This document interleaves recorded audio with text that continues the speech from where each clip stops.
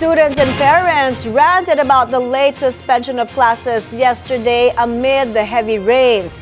Nasa linya si Dexter Ganibe para sa detalye. Dexter, go ahead.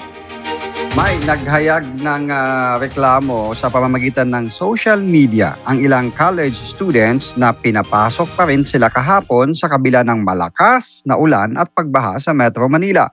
Ayon sa ilang estudyante, nahirapan silang makapasok at makauwi dahil sa baha, matinding traffic at kakulangan ng masasakyan.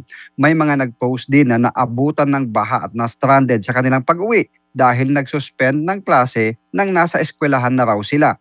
Giniit ng ilang estudyante na dapat mas maaga ang desisyon sa suspensyon ng mga klase lalo na kung delikado na ang pagbiyahe. May mga nagtanong din kung bakit hindi agad kasama ang college students sa suspensyon ng klase dahil pareho lang naman daw na nalalagay sa panganib sa pagbiyahe kapag may mga pagbahana at malakas na ang mga pag-ulan. Panawagan nila sa mga lokal na pamahalaan, do better dahil hindi madali ang lumusong sa baha at suungin ng malakas na ulan kapag na may kasama pang mga malakas na paghampas ng hangin. Sabi pa ng isang nag-comment, hindi lang nangyayari sa QC kundi maging sa Pasay yung nagkakansela ng pasok sa kasagsagan na ng malakas na ulan at nasa eskwelahan na yung mga mag-aaral. Para sa mga estudyante may hindi lang dapat ang pagpasok ang isinasaalang-alang kundi pati na rin yung kanilang kaligtasan sa pagpasok at pag-uwi sa kanilang mga bahay.